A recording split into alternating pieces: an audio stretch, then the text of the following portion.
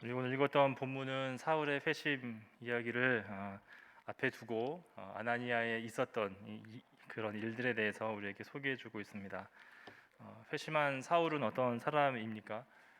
사울은 유대교에 열심히 있던 사람이었고 또 예수님을 적극적으로 반대했던 사람이었습니다. 그러던 사울이 다메섹에서 어느 날 호련히 임했던 하나님의 빛으로 말미암아 하나님의 음성을 듣고 또 예수님이 하나님의 아들 되심을 알게 된 사건이 있었습니다. 이 일을 통해서 사울은 180도 변화를 겪게 됩니다. 그래서 9장 15절에서 이야기하고 있는 것처럼 그는 이제 이방인과 임금들과 그리고 이스라엘 자손들에게 복음을 전하는 사도가 되고 또 그는 예수를 핍박했던 사람이었지만 이제는 예수를 위해서 핍박을 받는 자로서의 삶을 살게 됩니다. 그리고 오늘 본문에 나와 있는 아나니아는 사울의 회심에 있어서 대단히 중요한 역할을 한다고 볼 수 있습니다. 사울의 회심 자체도 굉장히 중요한 의미를 가지고 있지만 사울을 도왔던 아나니아의 역할이 꽤 큽니다. 왜냐하면 사울이 복음 전파자로 설 수 있도록 도와주었고 그리고 하나님께서 사울에게 나타나셨듯이 하나님께서도 아나니아에게 나타나셔서 하나님의 큰 그림의 그 퍼즐을 맞추는 역할을 감당했기 때문입니다. 여러분, 아무리 위대한 사람이 회심하고 또 사역을 하고 열매를 맺고 그의 이름이 유명해진다고 하더라도 모든 사람은 공동체 안에서 태어나고 자라고 또 성장하게 됩니다. 마찬가지로 모든 신자는 공동체 안에서 자라나게 됩니다. 교회를 통해서 또 교회 식구들을 통해서 복음을 증거하게 되고 또 하나님이 만들어 주신 그 교회 공동체 안에서 서로를 또 보며 하나님을 함께 섬기는 성장의 단계들을 누구나 거치게 됩니다. 그래서 이 사울의 회심에 있어서도 사울을 둘러싼 환경 그리고 그를 돌봐주었고 그를 세워준 사람이 있다는 것을 우리가 꼭 기억해야 합니다. 그래서 아나니아는 그가 하나님께서 택하신 그릇이다라는 것을 알게 된 이후에 얼마 전만 해도 원수였던 사울이 이제 형제로 받아들여지고 사울에게 안수하여 그의 눈을 뜨게 해주는 일을 아나니아가 감당하게 됩니다. 그리고 오늘 읽었던 20절부터 19절 말씀에서 첫 번째 단어는 그때에라고 시작하고 있습니다. 하나님께서 그때에 다메섹에 아나니아라 하는 제자를 부르신 거죠. 이 그때에라는 말은 앞의 상황을 가리키는 말이겠죠. 9장 1절부터 10절의 말씀을 가지고서 그때에라고 말을 시작하고 있었습니다. 예수 믿는 자들을 열심히 잡아들이고 또 고난을 가지고 또 많은 것을 가지고서 또 사람들을 잡았던 사울에게 있었던 이 일들을 두 단어로 우리가 한번 압축해서 또 설명해 보자면 아마 저는 이렇게 대답할 수 있겠다 생각이 듭니다. 사울은 하나님께 압도되었고 또 사울은 하나님에 의해서 그의 삶이 전복되었습니다. 이 압도됨과 전복됨이 사울의 회심의 이야기에서 중요한 키워드가 된다고 생각합니다. 제가 전복이라는 말을 여러 번 들을 텐데 여러분 전복하면은 일단 먹는 게 생각이 나시죠? 인터넷에 전복이라는 단어를 쳐도 제일 위에 나오는 게 해산물 전복 맛있게 만드는 방법이 나오는데 오늘 그런 전복이 아니라 뒤집어지는 전복에 대해서 말씀을 드리고자 합니다. 배가 뒤집어지는 그런 전복이 있는데 그처럼 사울은 자신의 삶 전체가 전복되었습니다. 자신에게 임하신 하나님께 그리고 압도되었습니다. 이렇게 사울은 이 사건으로 말미암아 자신의 전 존재가 변화되는 그 경험을 하게 되는데 그러면 사울은 어떻게 전복되었고 또 하나님께 어떻게 압도되었는지 우리 한번 생각해 보도록 하겠습니다. 먼저 사울의 전복인데 사울은 지성적으로나 혈통적으로나 그리고 행실로나 흠이 없는 사람이었습니다. 가말리알의 문화생이었던 사울이었습니다. 바울의 스승이 가말리엘이라는 사람이죠. 그는 랍비였는데 이 랍비 가말리엘은 힐렐의 손자였습니다. 그런데 이 힐렐은 유대 사회에서 샴마이라는 사람과 함께 예루살렘의 그 양대 산맥의 학자였습니다. 그 학자의 손자로부터 직접 배운 사람이 바로 이 사울, 우리가 말하는 바울이죠. 그래서 이것은 바울이 그만큼 구약 성경에 능통했고 또 정통했다는 것을 이야기해 줍니다. 그리고 사울은 혈통적으로도 대단히 뛰어난 사람이었습니다. 당시에 혈통을 중요시하게 생각했던 유대 사회에서 바울이 자기의 그 스펙을 자랑하는 본문을 우리가 읽어보면 그는 이렇게 말합니다. 나는 히브리인 중에 히브리인이다. 이렇게 말하는 거죠. 히브리인 중에 히브리인이라는 말은 혈통의 순수함을 단 한 번도 잃어버린 적 없는 사람이다, 그런 뜻입니다. 우리 조상이 뭐 양반의 어떤 가문인데 중간에 뭐 족보를 사고 팔고 한 적이 없는 순수 혈통이다. 뭐 우리의 뭐 조상 중에 뭐 이순신이 있고 뭐 그렇게 이야기를 하는 거죠. 그리고 그는 또 나는 율법의 의로는 흠이 없는 사람이다라고 이야기했습니다. 단 한 번도 사람을 죽인 적 없고, 단 한 번도 간음한 적 없고, 단 한 번도 뭐 도둑질을 한 적이 없는 사람이 바울이었습니다. 십계명 잘 지키고 십계명 잘 알고 자신의 혈통조차 흠이 없는 사람이 이 사울이었던 것이죠. 게다가 이 사울은 다른 사람보다 더 남다른 열정을 가지고 있었습니다. 그래서 갈라디아서 1장 14절에 보면은 내가 내 동족 여러 연갑자보다 유대교를 지나치게 믿어 내 조상의 전통에 대하여 더욱 열심히 있었다, 이렇게 소개하고 있습니다. 그래서 스데반이 죽었을 때 사울도 거기에 있었고 당연하게 스데반의 죽음을 합당한 것으로 여겼습니다. 이렇게 왼쪽으로 보나 오른쪽으로 보나 다 둘러봐도 흠이 없는 이 사울, 이런 조건들 때문에 사울은 사실 더더욱 전복되기가 쉽지 않은 사람이었습니다. 우리가 보통 예수 믿을 때 어떻게 믿죠? 우리 안에 있는 결핍이나 또 문제나 고통 때문에 예수님을 만나는 귀한 통로가 되지요. 그런데 사울은 그런 게 잘 없어요. 자타공인할 만한 자격과 조건과 실력들이 다 있었습니다. 자신도 자부하고 남들도 인정해 주는 사람이 그 사울이었기 때문에 이 사울을 더 단단하게 만들어 주었습니다. 그러나 이 모든 것이 다메섹 사건에 의해서 다 뒤집어지고 말았습니다. 내가 그렇게 열심으로 수고했던 그 수고가 다 부정당한 것이죠. 하나님께서 나타나셔서 나는 내가 핍박하는 예수다, 이 말 한마디에 사울의 존재가 다 뒤집어졌습니다. 사울이 그동안 가지고 있던 지식과 그리고 열심을 바라볼 때에 얼마 전에 십자가에서 처형된 예수를 주라고 고백하고 그리스도라고 고백하는 것은 여호와 하나님의 이름을 멸시하는 것이고 망령되이 일컫는 것이라고 생각했기 때문에 그가 받은 충격은 더 클 수밖에 없었다라는 거죠. 내 열심이 나쁜 열심이었구나, 내 열심이 헛된 열심이었구나 하는 것을 알게 되어 버렸습니다. 이렇게 하나님께서 사울을 전복시키시고, 그리고 또 사울은 하나님의 나타나심에 의해서 압도당하는 모습을 우리가 볼 수 있습니다.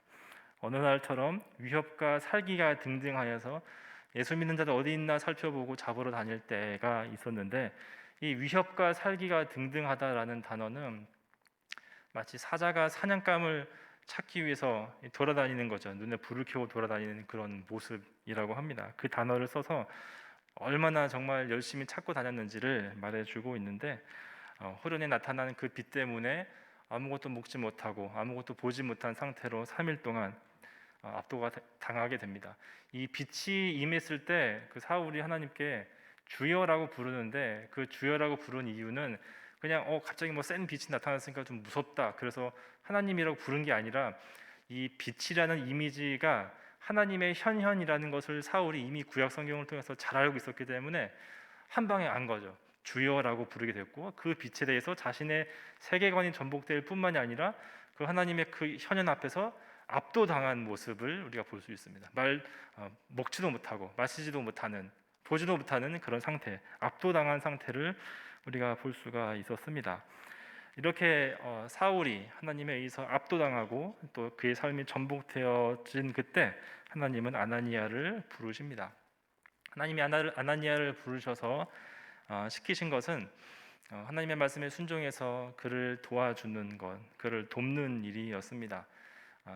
어안이 봉봉해져 버린 사울을 유대교 공동체가 아닌 이제 예수 그리스도의 공동체로 들어오게 만들고, 아나니아가 안수를 하게 되어서 그의 눈에 비늘 같은 것이 벗겨지도록 하는 일들을 아나니아가 하게 되었습니다.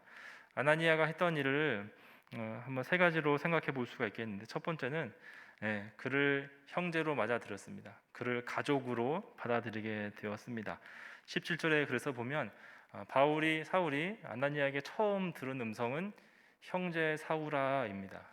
너는 나의 피를 나눈 가족이다라는 거죠. 이전에는 원수였는데 하나님 말씀 때문에 그를 형제로 받아들이게 되었어요. 그리고 아나니아는 사실 이전에 사울이 어떠한 행동을 하고 살았는지 다녔는지를 들어서 알았지만, 하나님 말씀을 듣고서 그에게 안수해 줍니다. 그래서 그가 이제 예수님을 위해서 살게 될 것과 또 예수님의 복음을 증거하게 될 것에 중요한 역할을 감당하게 됩니다. 이런 아나니아의 행동은 아나니아가 하나님의 뜻을 존귀하게 여겼음을 우리가 생각할 수 있게 됩니다. 내 생각으로는 이해할 수 없는 것, 이해하기도 싫은 것이지만 하나님이 그는 나의 택한 그릇이다라고 말하셨기 때문에 그 하나님의 뜻을 존중한 것입니다.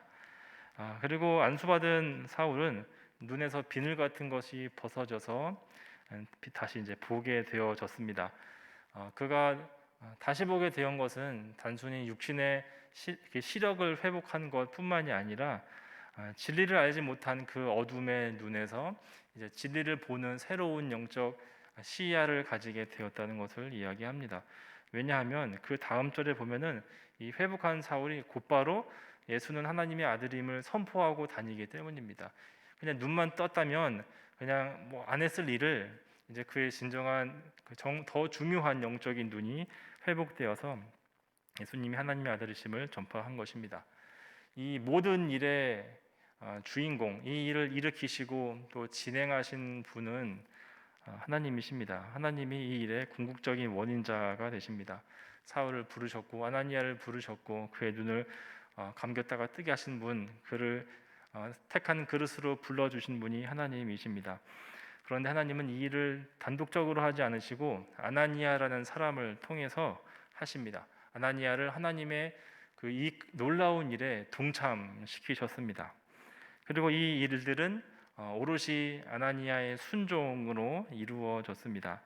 그래서 교회를 핍박하고 성도를 핍박하고 해를 끼쳤던 그 자를 받아주고 안수하라고 했을 때 아나니아는 군소리하지 않고 말씀에 순종해서 사울을 통해서 교회가 확장되는 일에 헌신할 수 있도록 중요한 역할을 감당하게 되었습니다.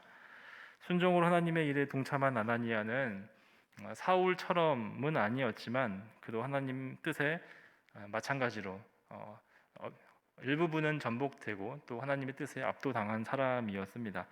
자신의 생각을 하나님 말씀 앞에서 뒤집었기 때문이죠.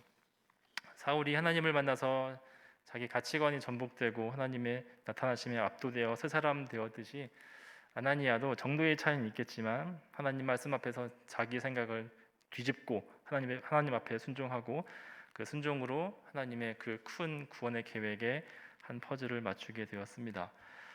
오늘 말씀에 나타난 아나니아의 모습을 통해서 우리가 기억해야 할 것들을 몇 가지 살펴보도록 하겠습니다. 아나니아에게서 두드러지는 것은 순종입니다. 특별히 그는 이해할 수 없는 일에 순종했습니다. 그리고 이 순종은 내 생각과 뜻이 뒤집어지는 것을 통해서, 전복을 통해서 이루어졌습니다. 사람의 생각을 뛰어넘는 일이었기 때문입니다. 왜냐하면 사울은 그저 예수님을 이단 괴수라고 생각을 했고 예수 믿는 자들은 하나님을 모독하는 자라고 생각을 했으며, 또 반대로 아나니아에게 사울은 성도들을 해하는 악랄한 자였기 때문입니다. 서로가 서로를 이해할 수 없고 받아줄 수 없고 함께할 수 없는 이 상황 가운데서 하나님께서 개입하셔서 이 모든 것들을 이루어 주셨습니다. 그래서 순종이라는 것을 우리가 다시 한번 생각해 볼 때 순종은 내 생각을 전복시키는 것이라고 할 수 있겠습니다. 내가 가진 편견과 선입견과 지식과 경험과 모든 것을 무효화시키는 것, 하나님 말씀 앞에서 다 내려놓을 수 있는 것이 순종입니다. 전복이라는 단어를 사전에서 찾으면 보통은 배나 차가 뒤집어지는 것 또는 사회 체계나 또 정권이 뒤집히는 것이라고 이렇게 설명을 합니다.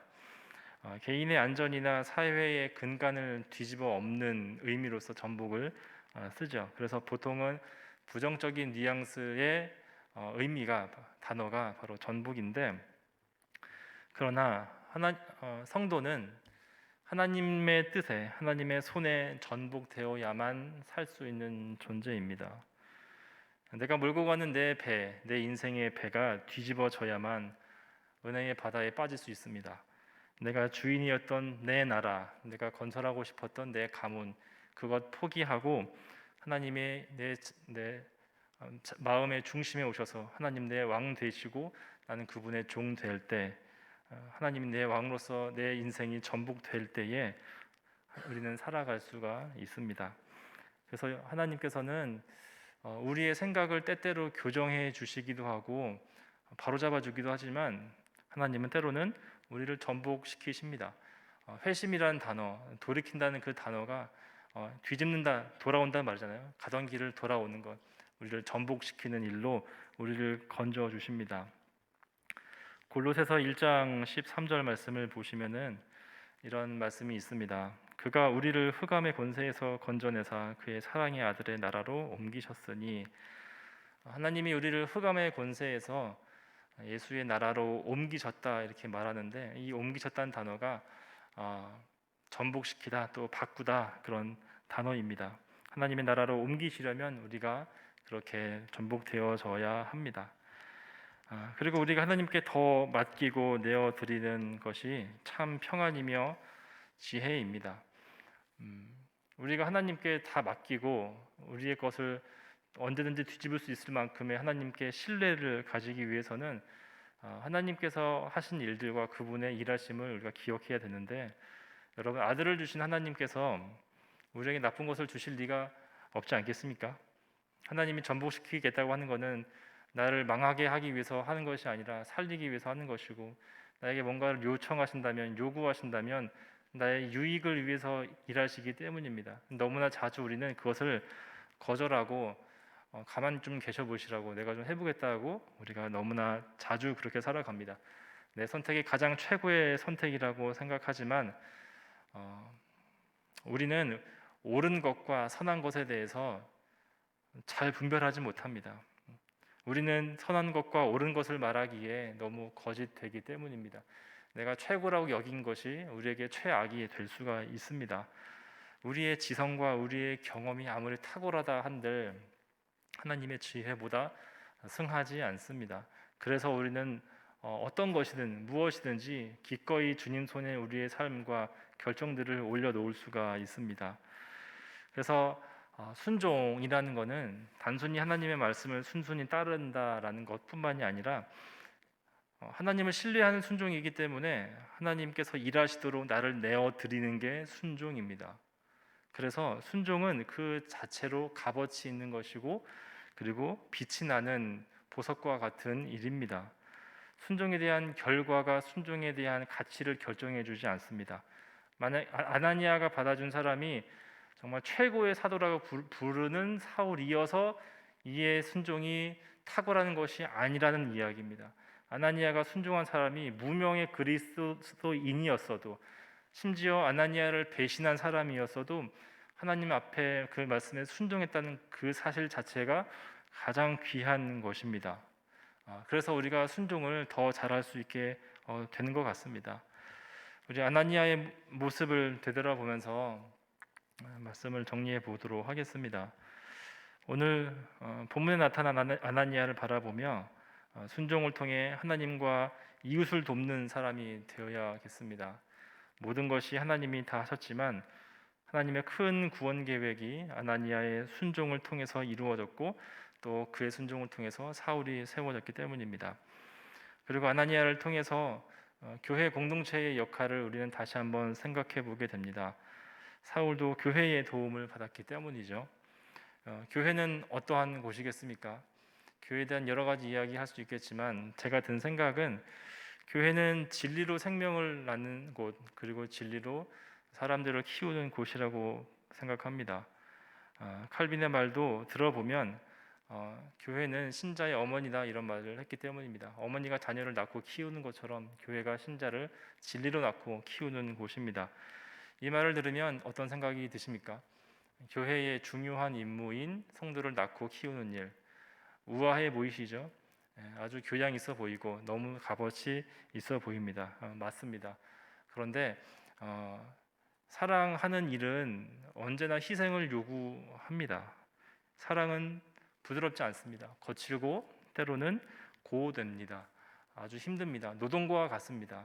자녀를 키워 보신 분들 다 아시겠지만 애 볼래 일할래 하면은 일하겠다고 하는 그런 말들이 많이 있잖아요. 그만큼 사랑은 힘든 겁니다. 터프하고 거칠고 어렵습니다. 땀을 흘려야 되고 속이 뒤집어지는 것을 몇 번씩 경험을 해야 그래야 조금 잘합니다. 영혼을 키우는 것도 마찬가지입니다.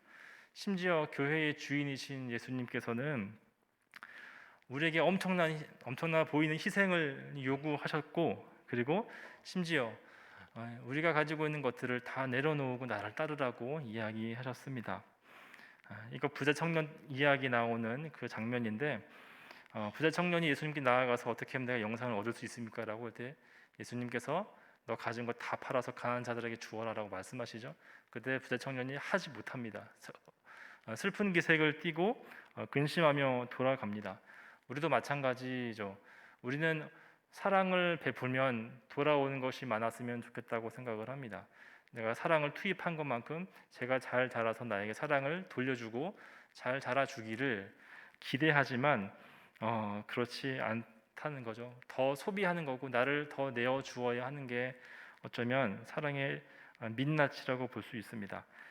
그래서 근심하고 돌아가는 경우가 우리도 많이 있지만 예수님께서 그 부자 청년 이야기 마지막에 사람으로서는 할 수 없지만 하나님으로서는 할 수 있다라고 말씀하시면서 그 이야기를 마치십니다. 우리가 사랑을 베풀 수 있는 것은 우리의 실력으로 되지 않는다는 것을 알 수 있게 됩니다. 우리가 얼마만큼 이웃을 사랑할 수 있을까요? 우리가 얼마만큼 전도하고 이웃을 돌볼 수 있겠습니까? 예수님 오래 믿으면 되지만 더 근본적인 것은 우리가 하나님 사랑하는 것만큼 이웃을 사랑할 수 있습니다. 왜냐하면 하나님을 사랑하는 것은 곧 이웃을 사랑하게 되기 때문이죠. 예수님께서 가르쳐 주신 그 율법의 두 가지 강령, 하나님 사랑과 이웃 사랑은 같은 겁니다. 하나님을 사랑한다면서 이웃을 사랑하지 않는다? 그거는 거짓말입니다.